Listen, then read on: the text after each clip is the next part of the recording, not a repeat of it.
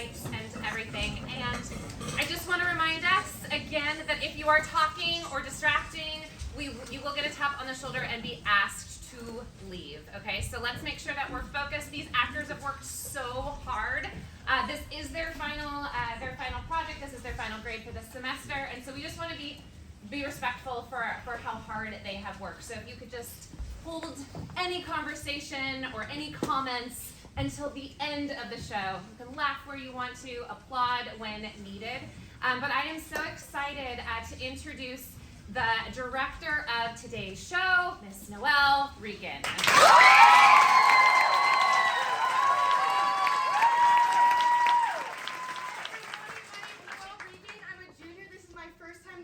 So I'm so excited to introduce my show to you guys. It's a feel-good comedy called The Small World of Millie McIvor. It's set in Chicago in the early 1900s, and it's about these two young men, Toby and Jonathan, and all the chaos that ensues when they decide to ditch work one day and they find themselves in Millie McIvor's dress shop, somewhere they are not supposed to be, not only because they're trespassing, but also because they're men.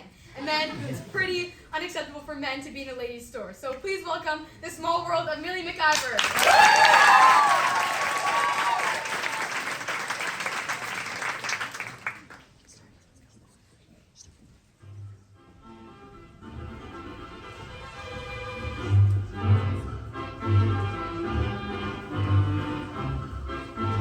Quick, Toby, we're stuck in here. But, Jonathan, what if someone comes? What do we say? I don't know, but I can't stay out on the street with this rip in my pants. I feel naked. You look naked too, Jonathan. From behind, anyway. It's all your fault, Toby. We shouldn't have tried to crawl into that fence. Now we'll never make it to the baseball game on time. But I held the board high enough, Jonathan. You just didn't duck all the way. Is it very bad, Toby? Gee whizzers, Jonathan. You can't go in the ball game like that. Why, even if no one saw you, you get all full of splinters. This is what we get for sneaking away from the factory. Jonathan, what are we gonna do? I don't know. I just know I can't stay out on the street. There was just some way to get these pants patched up. What kind of a place do you suppose this is, Jonathan? I don't know. See if there's a sign outside. All right.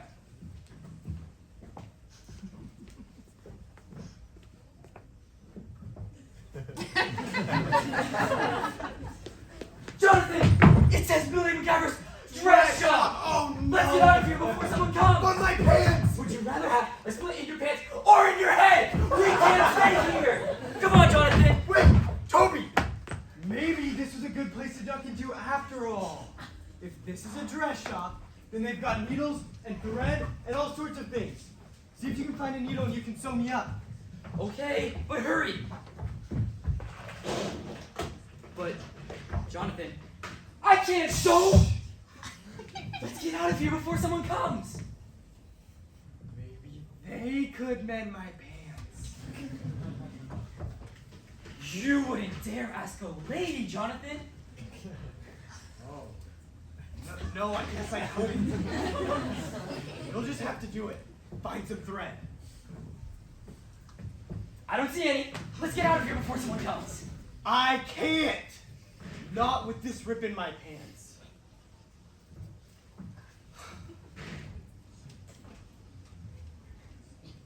My.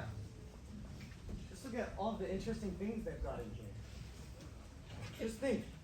Some people spend all of their times in shops like these. Wouldn't it be wonderful to work in a shop like this?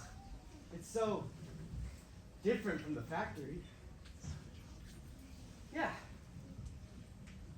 It's so quiet. That's not what I mean. It's just a different world. This is a world of people, Toby, not machines.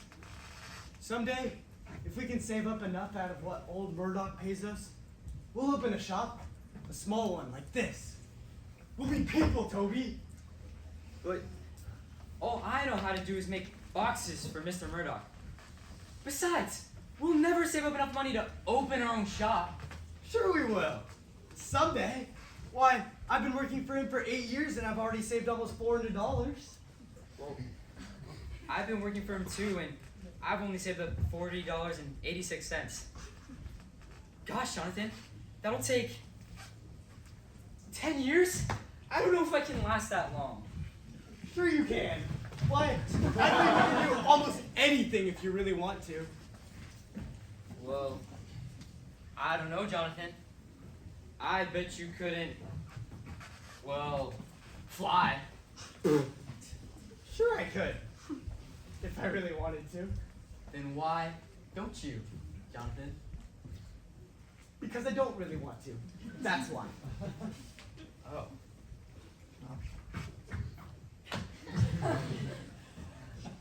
Just think how nice it would be to be independent.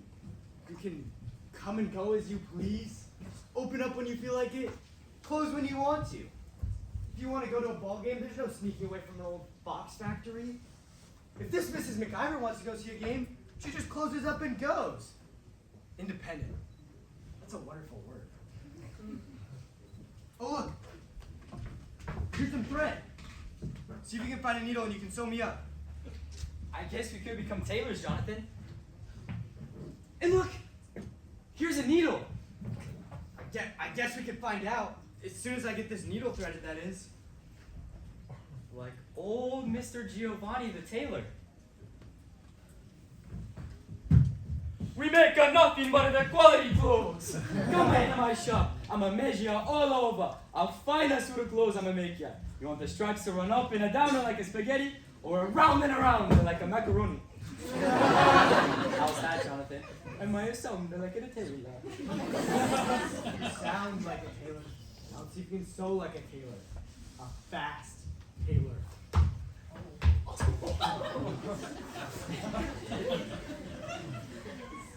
Jonathan, maybe you better take your pants off. Off? In here? Don't be crazy. What if someone were to come? Well, all right, Jonathan. Ow! Toby, you numbskull! You're supposed to sew the pants, not me! Oh. Gosh, I'm sorry, Jonathan. I just can't tell where the pants stop and you start. Try again, but be careful. All right. Come, Lucy, we must hurry and finish the order for Mrs. Gifford. She'll be here soon. Yes, sir, Mrs. McIvor. I'm coming. Jonathan, we shouldn't be in here. Hurry! Hide!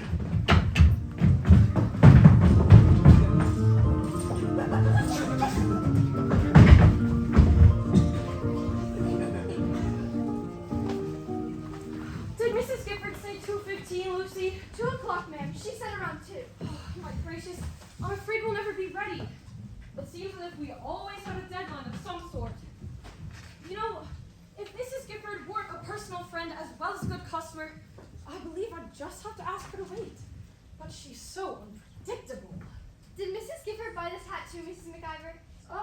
No, only the little blue one. But she did say she may pick out another one this afternoon.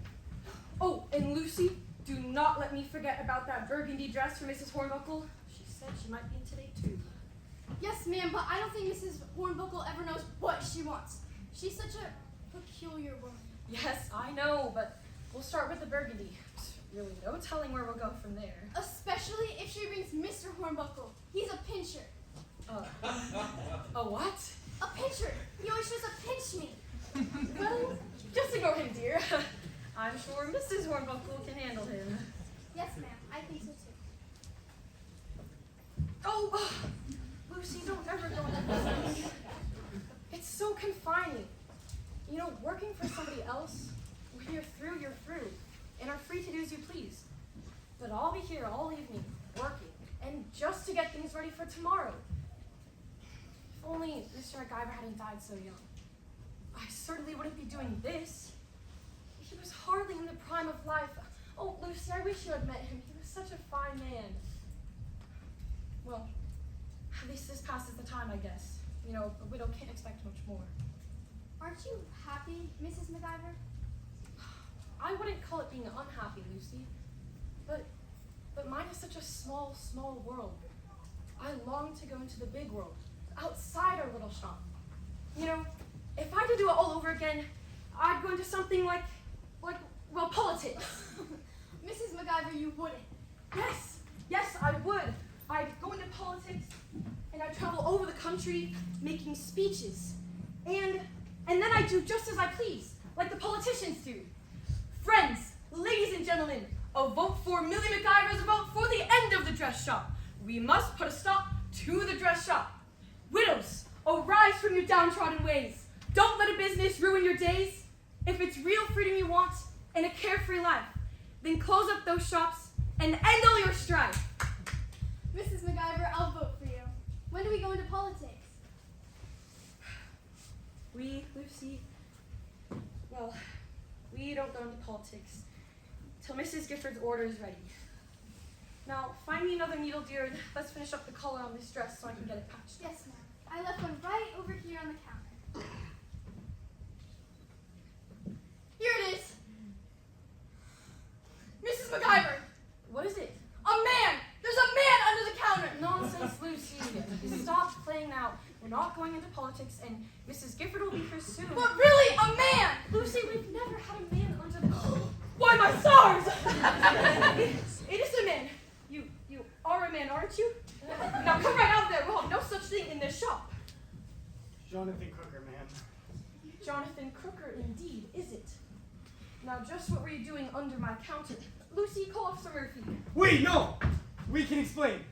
We were just shopping for a dress. We? What do you mean, we?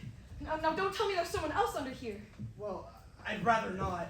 Toby Evers. How many are there? Wait, we can explain.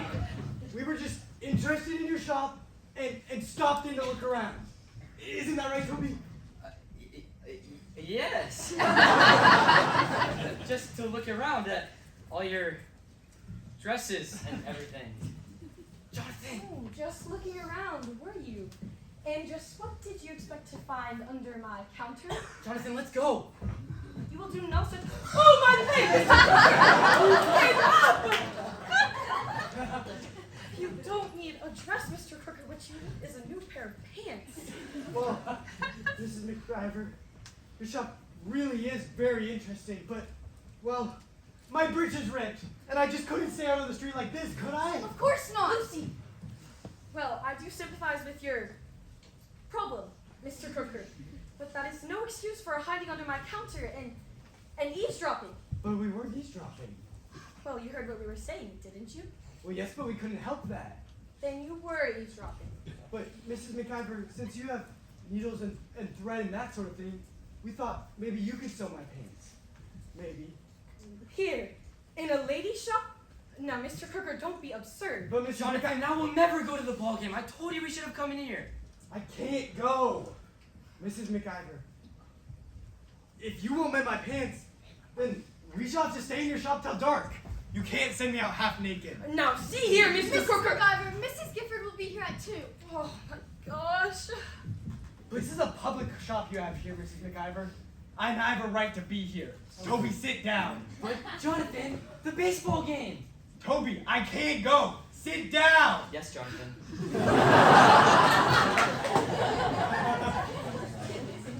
Lucy, fetch me needle and thread. Much thread. Oh, thank you, Mrs. McIvor. You're very kind. Well, I can't have you clogging up my shop all afternoon now, can I? I do have customers coming. Now, Mr. Hooker, would you please take off your pants? Oh my goodness. Off my pants? Why, certainly, Mr. Crooker. I can't sew them from the outside, you know. Oh, I thought you could.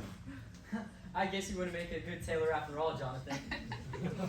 Either give me your pants or leave, Mr. Crooker.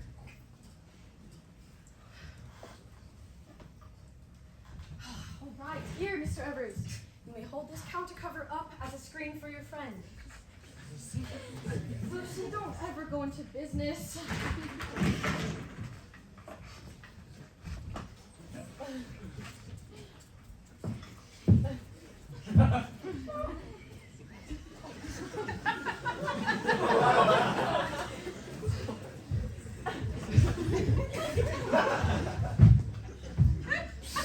Toby, take my pants.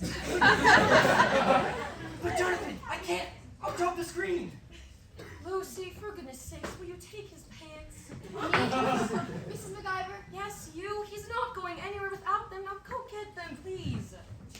Where are they, Mr. Cooper? Here they are. Thank you, Mrs. McIvor. We did rather intrude, I guess. Well, it was a rather unusual entrance, let's put it that way. May I, sit down? Perhaps you had better, Mr. Crooker. Toby, sit down. Huh? Oh. Yes, Jonathan. That was a very nice speech, Mrs. McIvor. See, you were eavesdropping. Oh, but not intentionally. Though, I guess I never realized widows had such a hard time with it. Oh, it's not just widows, Mr. Crooker. It's anyone who has responsibilities of his own business.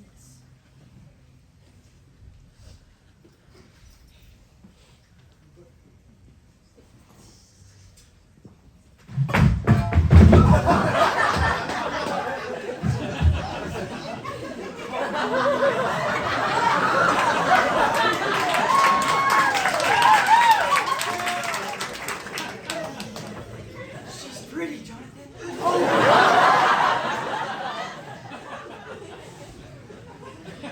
Now, Mr. Crooker, I've been all alone with my shop for 5 years now, and it makes for a tedious life. Very tedious life. I shouldn't think so. You meet so many interesting people. Oh, like you and Mr. Evers, I suppose? No, we don't have customers like you every day. But you do meet so many interesting people. Why, it's practically like you have the world at your doorstep. Toby and I work 12 hours a day at a box factory. Now that's tedious. Isn't that right, Toby? Toby! Toby, it's not polite to stare. Oh. Yeah, Jonathan.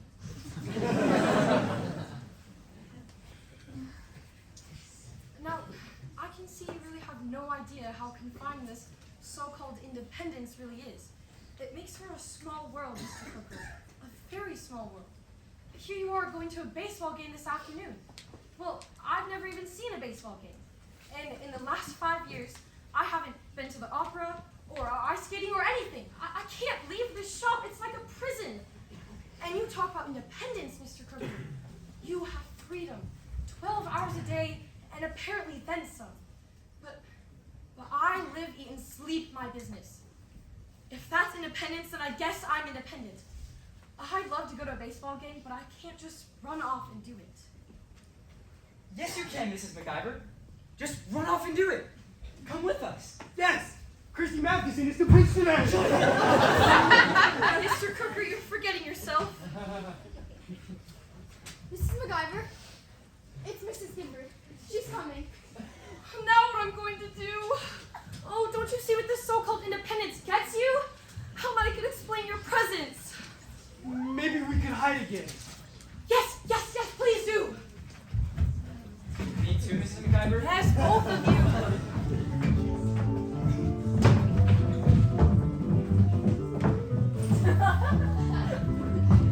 Ow! Look over here! Ow!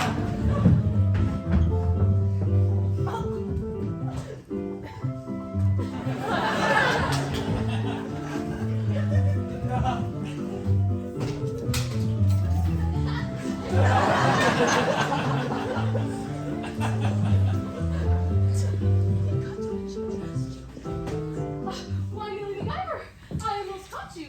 You should be more careful, my dear. Jenny, caught me. At what? Why, working, dear. I saw you putting things out of sight. It's unbecoming for a business proprietor to be cleaning up her own shop, Millie, especially a lady. Yes, you know how much there is to do around here. My gracious, is it 2 o'clock already? It's past you, Millie. Now don't tell me you don't have my new dress ready. I did so on it tonight. Oh, well, it'll be ready in just a minute, Jenny. We've had a slight, interruption this afternoon. Please have a seat. Lucy, Mrs. Gifford is here. Would you hurry with her order?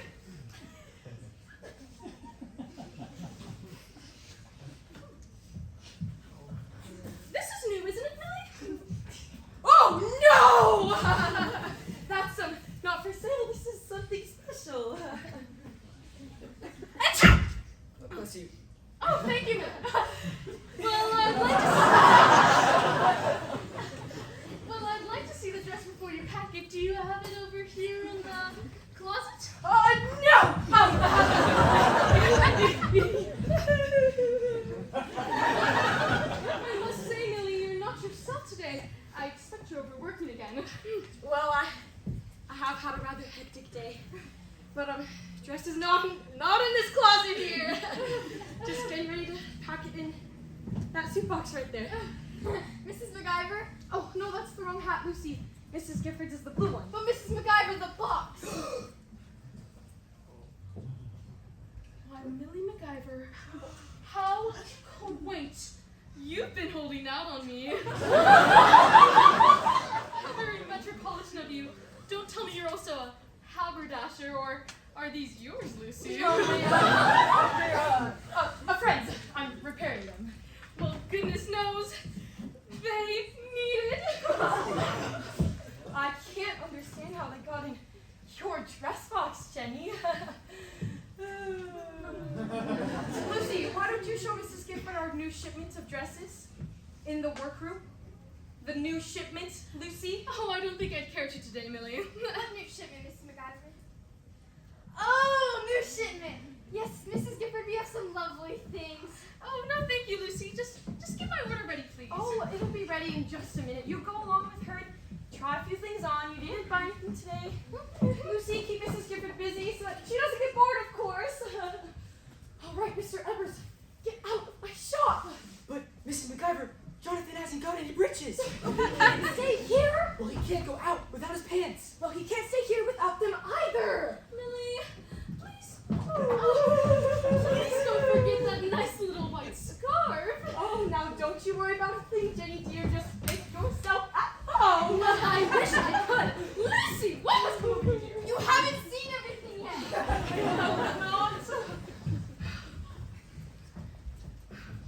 Jonathan! Quiet, you! Sorry, ma'am. Jonathan, come out, quick! Are they almost ready, Mrs. McIvor? Well, I have some better seams in my tie, but at least these will get you out of my shop. Now you and Mr. Evers must go. Please hurry, Mrs. McIvor. I am hurt. Millie, I need my purse. Have you seen it?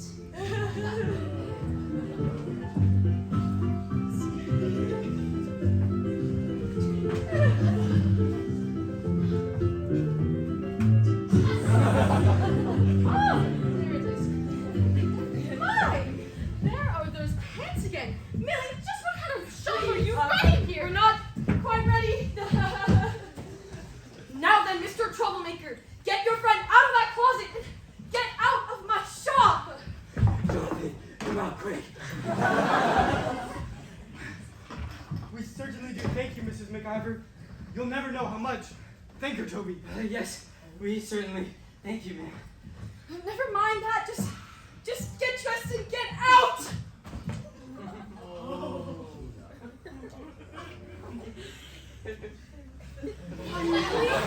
McIvor, you clever thing. You do have a man. 2 of them. I might have known the merry widow. Oh, Mrs. McIvor, you've been discovered. Lucy, what a thing to say. Jenny, I can't explain everything. Funny story, actually. These gentlemen were on the way to the baseball games under the fence, and you know how it is. To the baseball game. Come now, Millie. Surely you can do better than that. But Jenny, Don't be silly, dear. There's nothing to explain.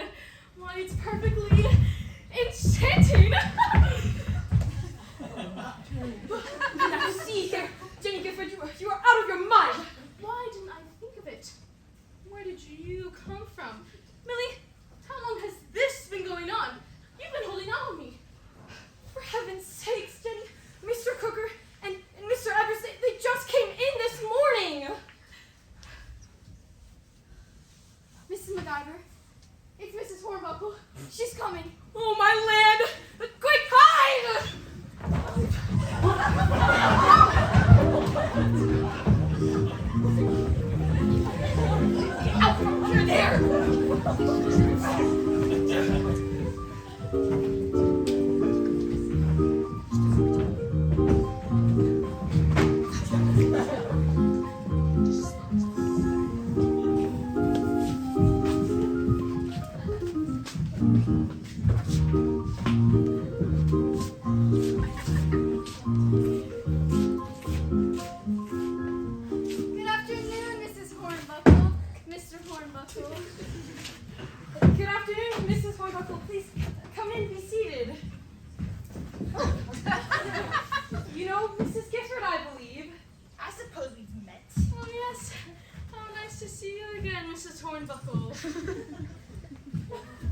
How do you do? Sit down, Chester! Jenny, I'm terribly sorry about your order.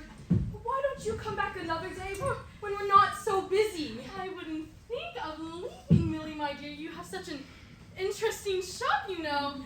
Don't mind me. Go right ahead. I wouldn't leave for anything. Come on, Millie McIvor.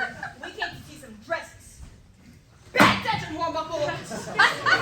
Lucy, why don't you go grab that burgundy dress for Mrs. Hornbuckle? Yes, ma'am. We have one or two very interesting things here for you. I should say so. What Mrs. Gifford means to say is that she has seen all of our latest merchandise. I certainly have, at least I hope that's all. This came in just this week, and we've saved it for you, Mrs. Hornbuckle. Don't like it. What is your favorite color, Mrs. Hornbuckle? Don't make any difference. It ain't my style. What else you got, daughter? Oh, you would be surprised, Mrs. Hornbuckle. What'd she say, Chester? What? I don't know, Hester. I wasn't listening. Well, if you'd listen as hard as you look, you might learn something, you know, small. What else you got, lady? Yes, Lucy, why don't you run and see if we have something in white for Mrs. Hornbuckle? I think we still have that one with the ruffles. Yes, ma'am. Perhaps I could assist the young lady? Oh, no, I think she can handle herself. Sit down, Hornbuckle! Haven't you gotten me here can squeeze into Millie McIvor? Oh, well, I hardly think that would be your size, Mrs. Hornbuckle. Those are smaller dresses. We put them up front because they look dainty. You saying I ain't dating? It's not what you're saying! No, Mrs. Hornbuckle. I simply mean that you're a mature woman and these are girls' dresses. Well, then what's in this closet? Oh, why, nothing that would be of any interest to you. Those are more masculine things. You mean like them pants? What happened to them pants? Pants? What on earth are you referring to? Oh no. Jenny, please! Where are they going, Millie McIvor? I saw them right there! Please have a chair, Mrs. Hornbuckle. Lucy has a new dress for you. Listen! Please have a chair! Please have a chair! What's going on here anyway? I saw them pants right there just a minute ago! Ha! There they are. But now they're going to man in them! Did you hear what I just said? There's a man at that table, you fool! Millie McIvor, you're gonna man at that table! You know that? Come out of there, you! My word, I say, come out of there, you! What kind of shop you running, you lady? I say, come out of there, you! I'll be right for your life!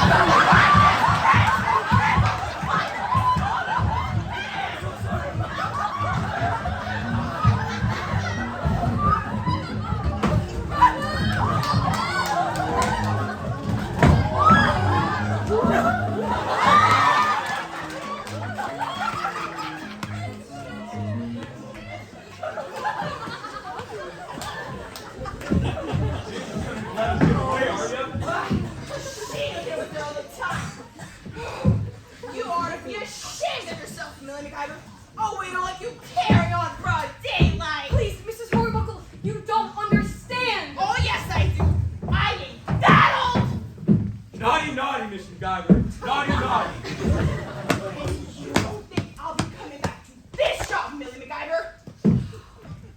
Naughty, Millie McIvor. Well, I can't say that you help the matters any much, Jenny Gifford. Oh, I didn't intend to, Millie. It was just too exciting. Why'd you just explain to her? Explain? To that whirlwind? Don't be ridiculous. Besides, who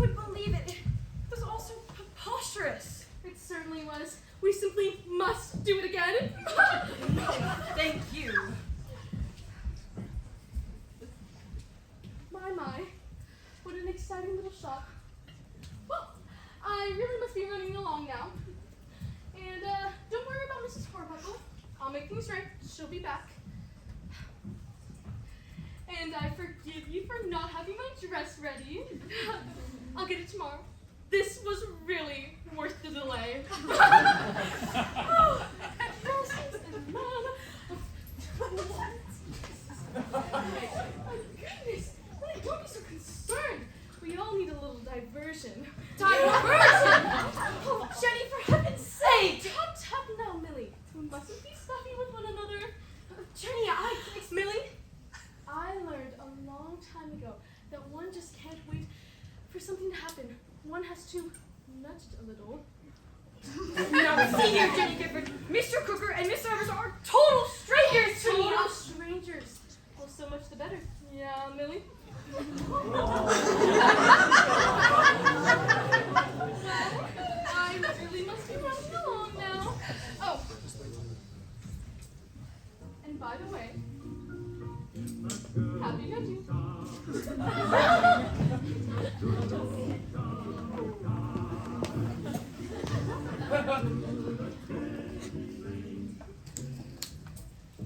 Oh, what next? First, I lose one of my best customers. And now Jenny Gifford thinks that I'm a married widow. And on top of all of that, those two ran away with one of my dresses. Oh.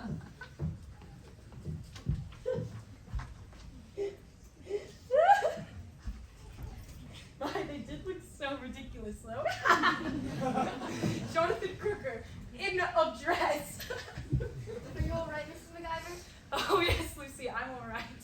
But I do fear that our Mr. Crooker may sometime be recovering from the thrashing that Mrs. Hornbuckle gave him. I really hope she didn't hurt him. Oh, I hardly think anything more than his pride was damaged. And now, why don't you grab a broom? This place looks like an old rat's nest. Yes, ma'am. Mrs. McIvor? Really? Go away. But we brought your dress back. Mr. Crooker, are you all right? Thank you. Just leave it and go away. Lucy, take the dress. These gentlemen were just leaving. We're sorry if we caused you any trouble. We didn't mean any harm. Harm? Oh no, Mr. Crooker. No harm. You come into my shop, turn it all around, drive off my customers, ruin my reputation, and steal one of my dresses, and you say no harm. But it was an accident, Mrs. McIvor. Toby Evers, you are an accident. We like you, Millie. And just think, if I hadn't ripped my pants, we never would have met. Yes, just think. Will you do us a favor, Mrs. McIvor? Again? No, I won't. Ask her, Jonathan. Toby and I'd be very proud if you and Miss Lucy would accompany us to the ball game. There's still time. Baseball. You must be out of your mind, Mr. Crooker. I told you before that I can't be running off to baseball games. I do have a business here to run, you know, despite the almost insurmountable obstacles. Well, I can see you certainly don't have an easy time of it. But, well, your world here in the shop really isn't that small at all. That is what you think, Mr. Crooker. No, it isn't what I think. It's what you think that really counts. If you feel sorry for yourself and want a small world, then that's what you'll get. Yes! And if you want a big world, that's what you'll get too. But, Mr. Crooker, you're not making sense.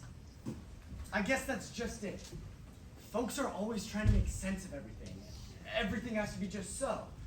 But life doesn't seem to make much sense. So the harder you try to make sense of it, the less sense you make. Well, you certainly made that point clear, Mr. Crooker.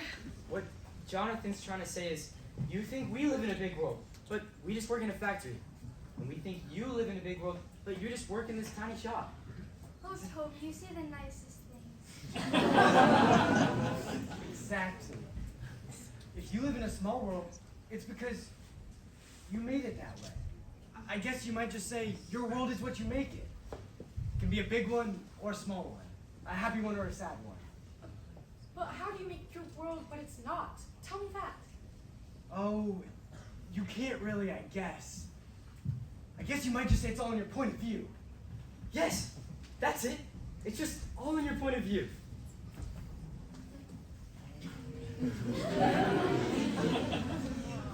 If you want things to be just so and stay exactly the same all the time, you get so used to your world that it seems small. But when life gets all jumbled up, like this afternoon, you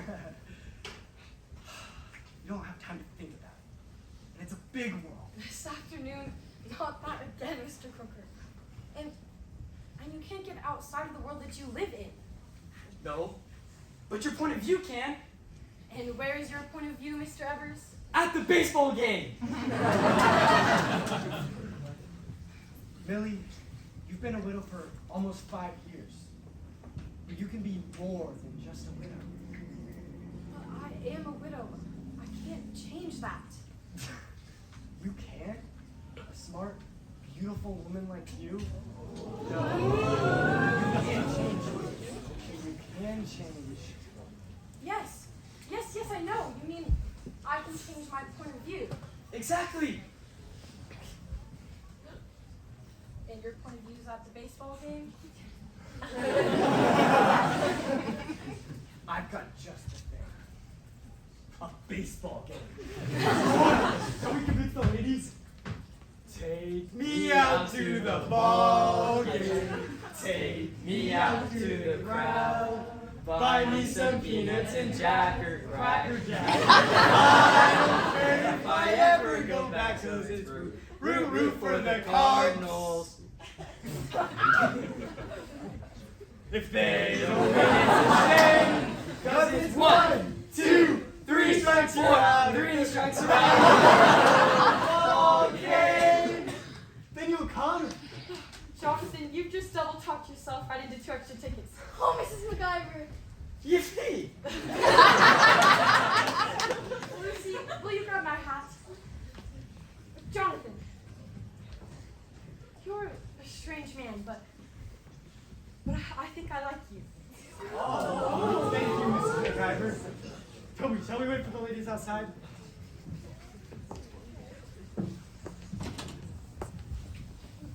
Thank you, Lucy. How does my hair look? Fine, Mrs. McIvor. Just fine. All right, now you go on ahead. What about the shot, Mrs. McIvor? Oh, hang the shop, Lucy.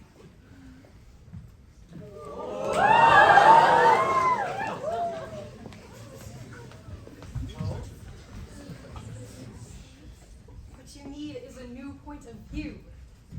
Exactly.